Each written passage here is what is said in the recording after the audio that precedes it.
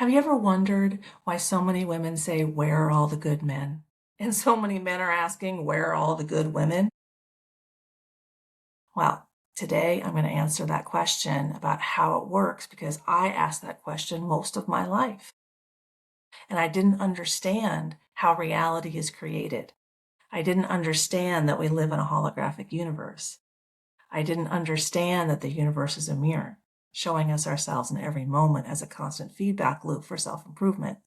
So today I'm going to do a deep dive into the psychology with Carl Jung, into the neuroscience with Dr. Joe Dispenza.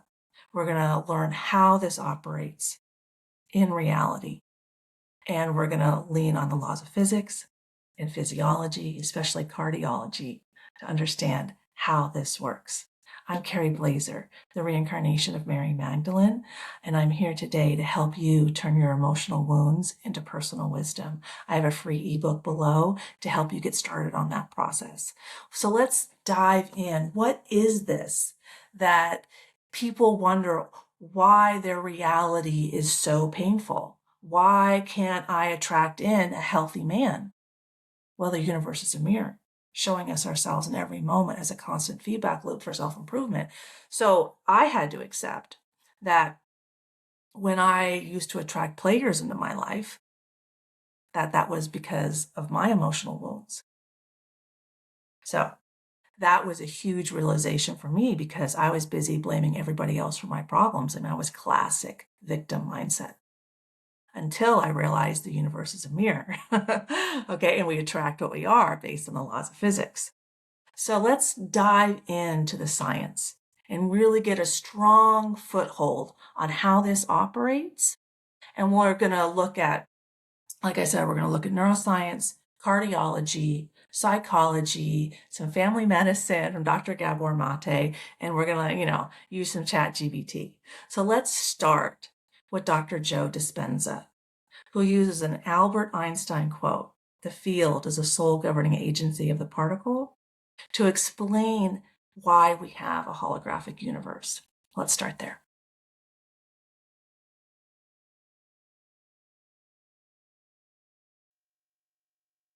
Oh, back it up.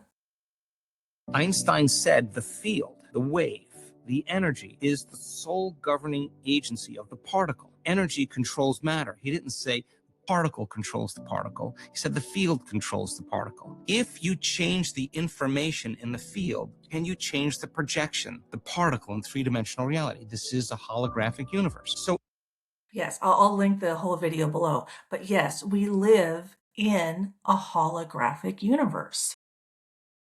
So I'm going to pull up some more slides and we're going to get into the science behind that. Understand that when he says the field, he means the energy field, the soul. Physicists have proven that we all have energy fields or souls, and that our souls, the information in our souls, the wounds, the wisdom, the knowledge in our souls, which are individual to all of us, is what gets projected externally for us to see ourselves. So when I see selfishness outside of myself, that is my soul showing me the selfishness inside of myself. But let's do a deep dive because I have some great graphics here and another video that will really help us understand the complexity of what we're dealing with, and then we can, dive into some solutions. Oh, it's going to take me a second to share. Oh, hang on. There we go. Oh, there's my presentation. Okay. Let me share a big screen so that we can, all see it nicely. Okay. So starting with the fact, we're going to start with the map of consciousness here on the left by Dr. David R. Hawkins. And what this shows us are all of our emotions, starting with shame at 20 hertz, leading up to courage at 200 hertz, love at 500 hertz, and enlightenment and emotion and expression of the soul is 700 to 1,000 hertz.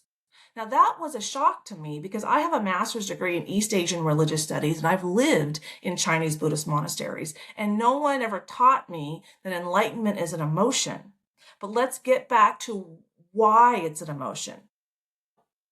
We all have souls or energy bodies. Physicists have proven this. And all of our souls or energy bodies are connected through our heart space, and we're all constantly communicating. That's why spiritualists say there's no secrets in the universe, and there really aren't, because we're all constantly communicating. Here's a prime example. You know all of those dog videos that show dogs getting super excited and happy about 1 or 2 minutes before their owner comes home every day? And that's a different time every day?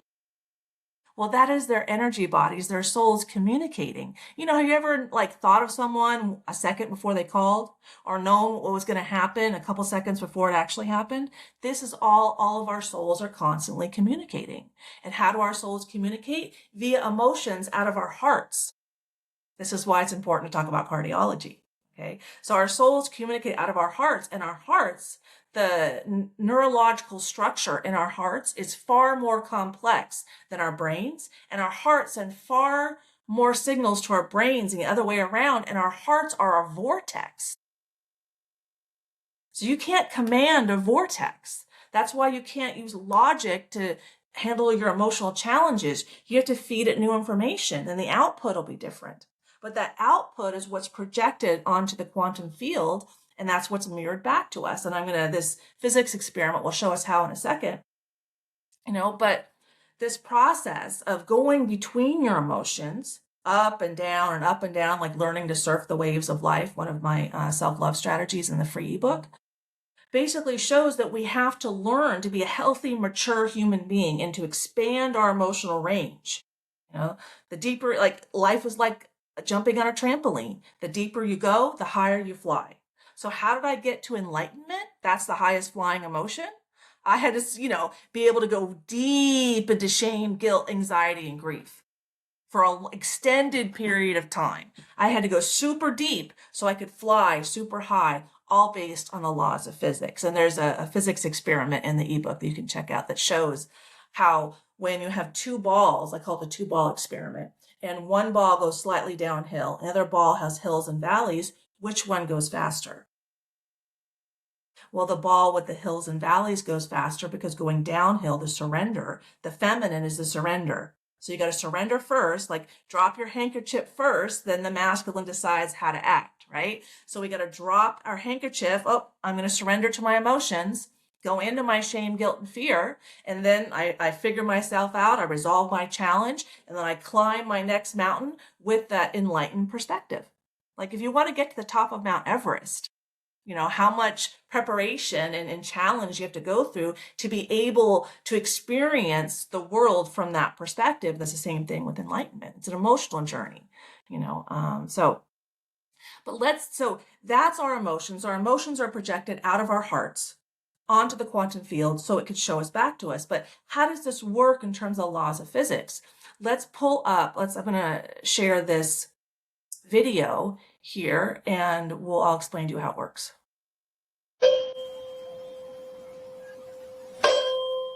So as you see, oh, no, I don't want the commercial.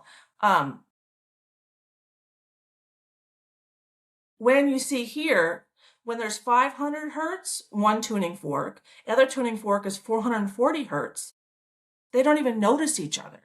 There's no attraction, there's no perception, there's no identity, they're not in the field, right?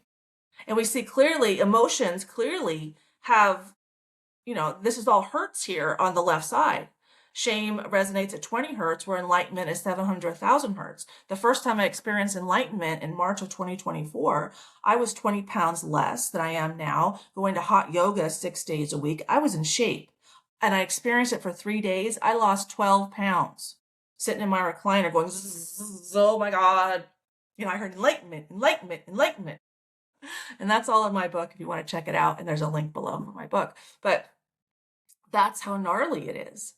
And so here we can, clearly see when you have two objects in the same field, in the same space, but they don't resonate because they don't vibrate at the same frequency. So that's why in my energy field, I would attract in the same kind of men because they were vibrating at my frequency. right? I had a wound that I'm replaceable. And that's one of the things that they were showing about me that I needed to improve about myself. That was my feedback loop for self-improvement. If a man's flirting with me at yoga, but he's not asking me out, then maybe I got something to change.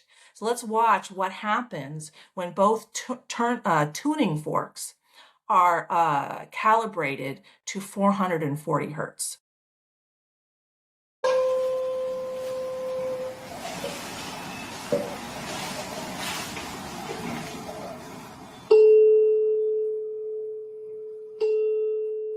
Notice each other. There's perception, there's movement, there's interaction. It's you know, it's a it's a relationship that has movement, and movement breeds life. There's life in that relationship.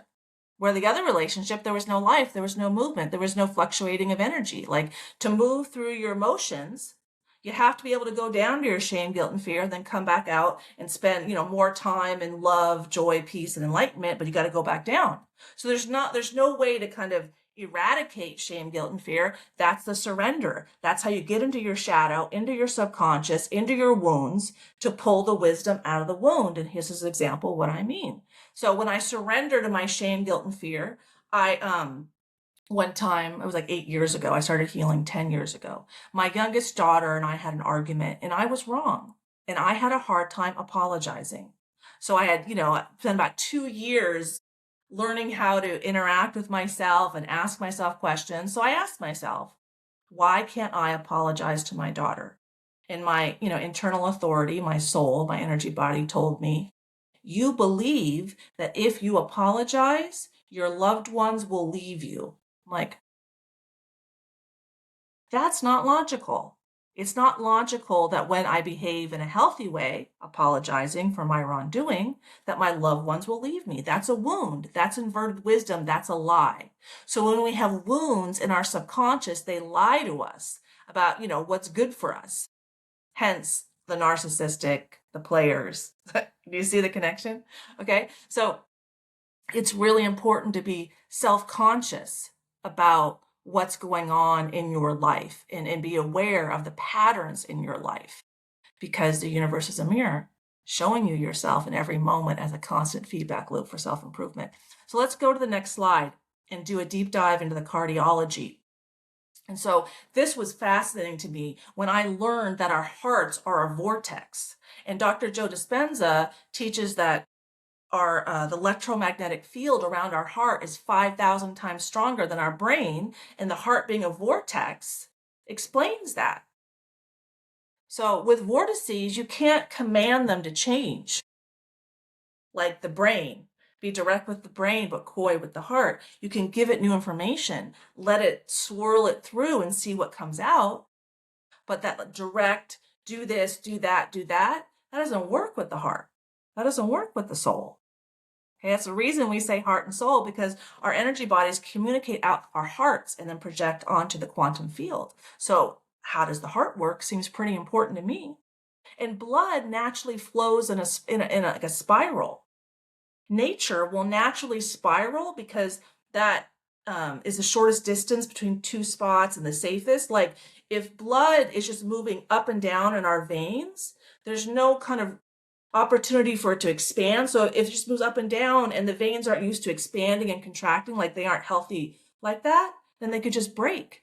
That's why the swirling is so much healthier for us. But I have a lot of information there, but let's watch the video together because they really explain how this works.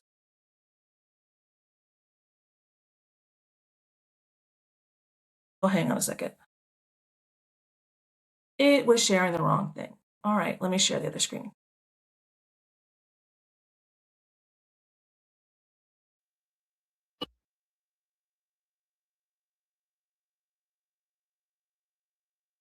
Oh, okay. I'm running into problems. I apologize. There is no sound on this one for some reason, and so I'm gonna leave it. I have to fix that that problem later. Okay, so anyway, I will fix that problem later. It just gets into more of the science of it, but that is the whole point: is that our hearts are those vortices. Like people go to Sedona, people go to Ojai, I live right by Ojai, to be around the vortexes for healing. And our heart is a vortex all on its own. I found that pretty fascinating. So let's get into ChatGPT and compare Carl Jung and laws of physics to do a deeper dive on how psychology sees this so that you can help yourself more with this understanding.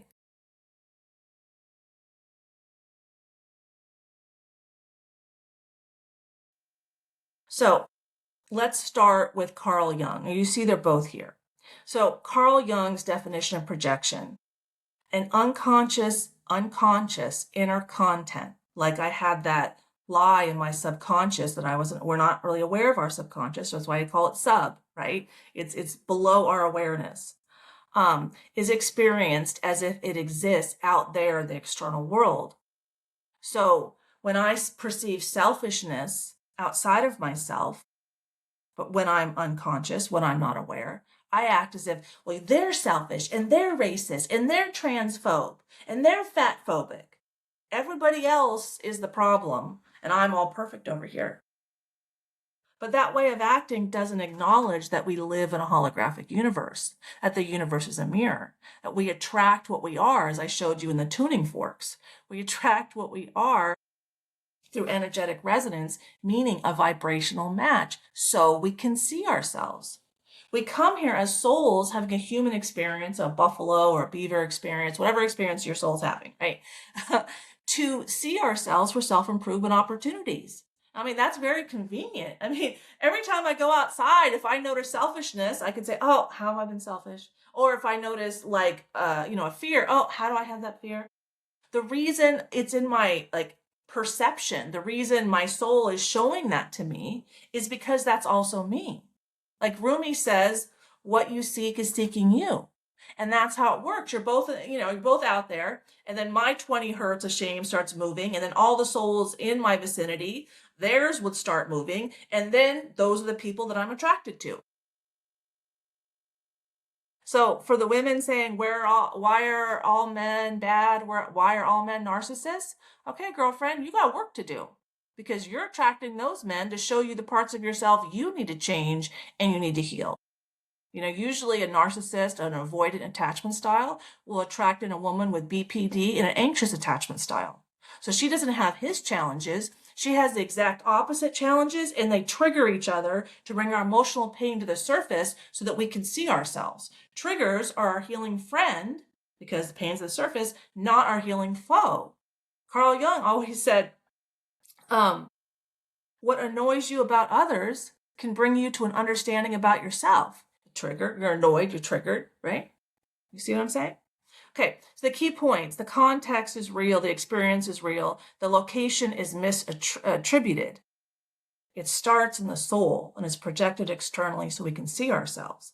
Now, the holographic universe, the information that determines what appears inside a region is encoded in the boundary. So the boundary, the external, right, is also reflected on the internal.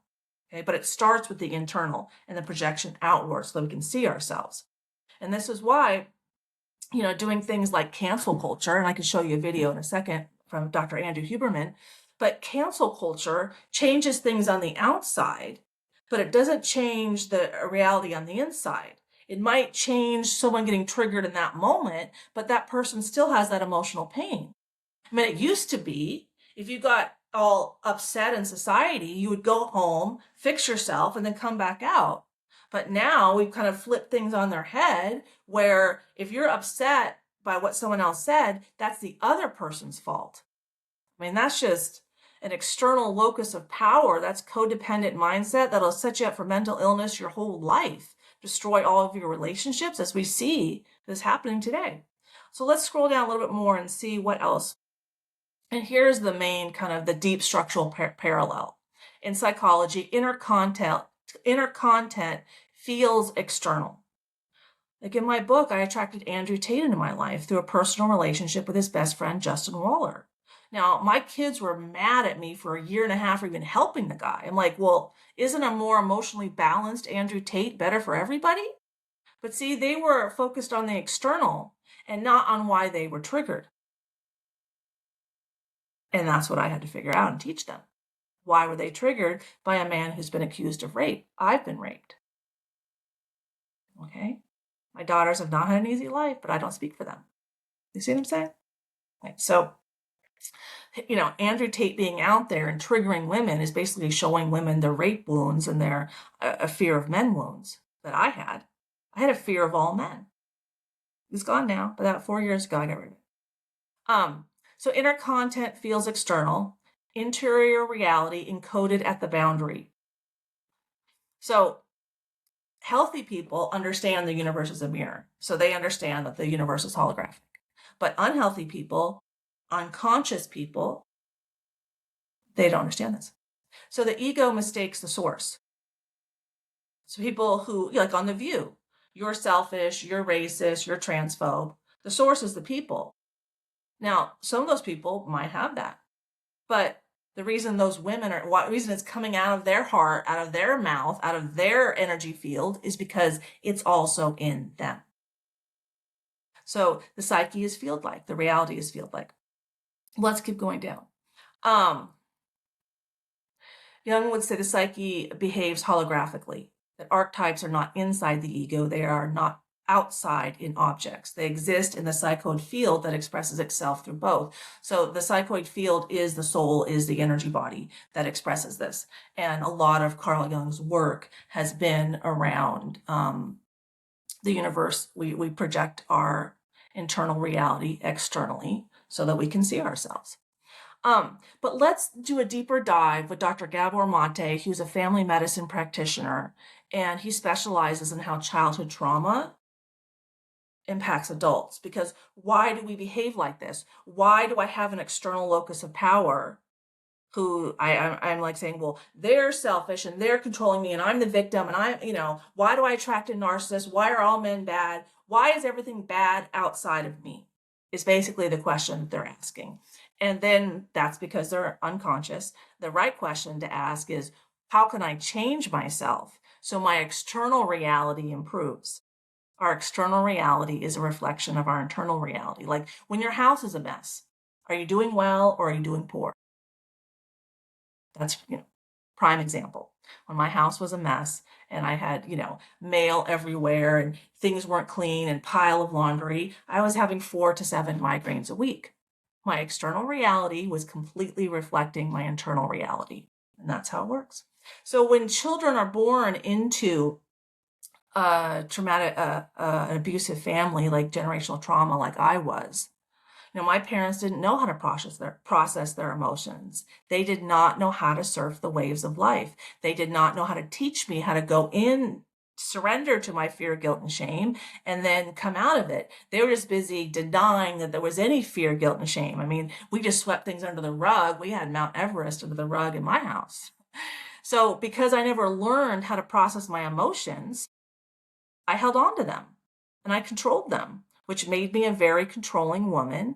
And I was protecting myself and my masculine because of my rape wounds. And then I'm repressing my emotions, so I'm controlling, and all that's coming out of me. And I'm wondering why my external reality and relationships are all failing.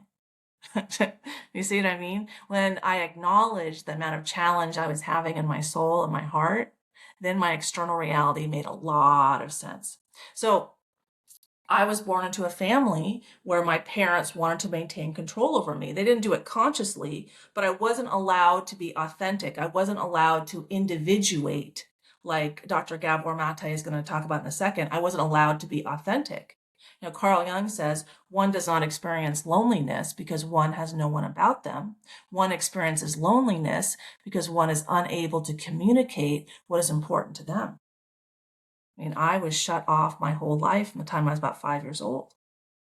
My whole heart was like gone. I couldn't establish friendships. I've never had a long-term best friend, failed relationships. Like I had a hard time my whole life because I rejected myself.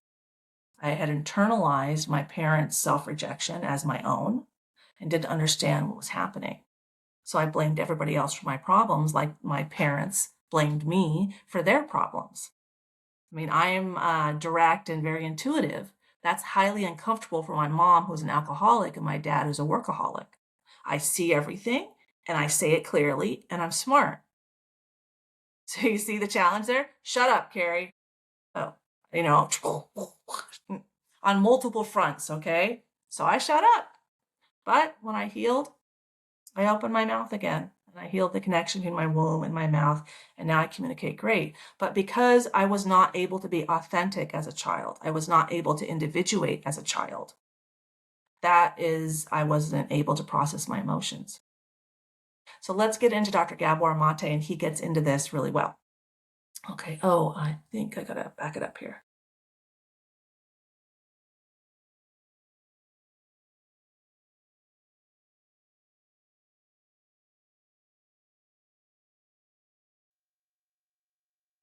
And attachment is contact, connection, love. Without that, the human child does not survive. Any mammalian child or even an avian child doesn't survive. So that as soon as you get past the level of reptiles, the reptile is hatched, the mother's long gone by then, and the reptile infant either lives or dies, but there's no attachment to a parenting figure. As soon as you get to the level of birds now, the baby bird has to have an attachment with the parents. The parents have to be attached to the baby. Otherwise, the infant simply does not survive. Mammalians even more so, and most so the human, because we're the least developed, the least mature, with the least developed brains, and the most dependent for the longest period of time of any creature in the universe. So our attachment needs are enormous, and they remain important throughout lifetime because we have to have attachments to form societies, social groups, without which we don't survive. So attachment is a huge need. We have to connect, belong, be loved by, and love. That's just a basic human need. But we have another need as well, which is for authenticity. Authenticity is the capacity, as I said earlier, to know what we feel, to be in touch with our bodies, and to be able to express who we are and manifest who we are in our activities and in our relationships. Now, why is that? Well, think of a human being in the evolutionary period who's not in touch with their body and their gut feelings. How long do they survive out there in the wild? So authenticity is another huge survival need. Great. So far, so good. But what happens to a child where the attachment need is not compatible with the need for authenticity? In other words, if I'm authentic, my parents will reject me. If I feel what I feel and express what I feel and insist on my own truth, my parents can't handle it. And parents can be able to. And what I noticed is that that's exactly what my parents did. But as a child, the desire and that kind of just subconscious draw to have a relationship with your parents is so strong that it took me until my 40s until I could let that go. And I just didn't know that was a problem with me. And there's a lot of people who have that same exact problem. That's why we don't mature. When we don't process our wounds, our wounds keep that part of ourselves immature. It doesn't grow. It doesn't mature into a healthy adult. It doesn't individuate. Those messages unconsciously all the time. Not because they mean to, not because they don't love the child, not because they're not trying to do their best, but because they themselves are suppressed or traumatized or hurt or stressed. So I convey that message many times to my children, believe me, without any conscious desire to do so. In fact, it was the very opposite of what I wished to convey. But that they're not acceptable the way they are, with their emotions the way they are, that's the message my kids got when they were small. And most children get that in our society. Now, what does the child do with that? Well, if I give up my attachment for the sake of authenticity, I lose my relationships on which my life depends. Therefore, there's no question. What becomes suppressed is our authenticity, our emotions. And then we become 25 and 30 or 35, 40, and we don't know who we are. And somebody asks us, what do you feel? You say, I have no idea. And how many times we've all had the experience of having an inkling of a strong gut feeling, but we're ignoring it. We're ignoring it and we get into trouble. Well, that tells us what happened. What happened was that at some point we found out it was too costly for our attachment relationships to be in touch with our gut feelings. So then it becomes our first, not our first nature, but our second nature, to suppress our feelings, to lose touch with ourselves, and to suppress our gut feelings. And then we pay the cost later on in the form of addictions, mental illness, or any range of physical illnesses. But it all began with this tragic conflict that children should never be confronted with, but are all the time, between authenticity on the one hand and attachment on the other. And even as adults, so many people are suffering because they want to be themselves, but they're afraid to be because they know, or at least they fear, that if they're themselves, they're going to lose important attachment relationships in their lives. So, I mean, I have another story about that. Oh, wrong button there. 2.5 years ago, my birthday, I went to visit my dad and my stepmom. My mom passed away on my 45th birthday 10 years ago. And there was an argument on, we were on a boat and they live on a lake. And so I couldn't get off the boat. But my stepmom was talking a lot of negativity about her family. And, you know, I know the universe is a mirror. So, and she's a therapist, right? Oh, that's another video.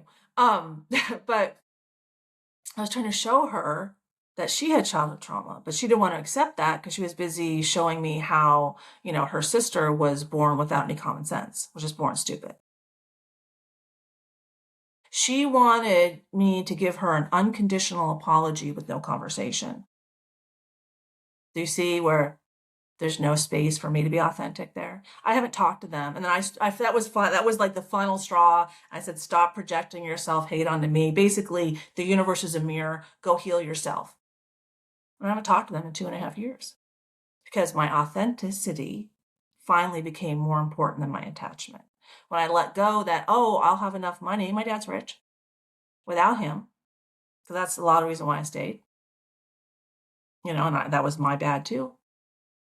But I was finally strong enough at 52 years old to stand up and say, stop abusing me. That's how gnarly it is for people who are abused as children. And I'm so grateful for Dr. Gabor Mate to make all these connections. You know, he has another quote in my book. It says something like, if the person's unable to say no to take care of themselves physiologically, the body will say no to them in the form of cancer, autoimmune disease, mental illness, migraines. Like, my body said no so loudly that I wasn't able to go into the sun for 2 years in my 40s when I have 3 kids, all very active. That's how much my body had to say no because I didn't know how to heal myself. And that's why I'm here. So please check out my free ebook below. I'll put the links to all the videos below and just start exploring yourself. Just start, you know, when you see selfishness outside of yourself, ask yourself, how have I been selfish lately? And I'll put up a link at the end of the video for my meditation and shamanic drumming video. So that if you listen to that, it's about 15 minutes, do the meditation, listen to the drumming, like lay down, then that will really open your heart and show you the parts of yourself that you need to fix right now. There's also a Carl Jung technique because he didn't want to talk in his sessions because he realized people would just cover up their crap and just blame everybody else because everything's a projection. With the voice is quite projecting, especially with women, right? That's our last line of defense. So he has people look in a mirror or you can look in your cell phone for 5-10 minutes and write down everything that you think and feel and focus on you. If everything is about, well, my daughter and my son, okay, everything you want to give to those people or you want those people to do it yourself. The universe is a mirror showing you yourself in every moment as a constant feedback loop for self-improvement. Please reach out with any questions, like and subscribe. Bye.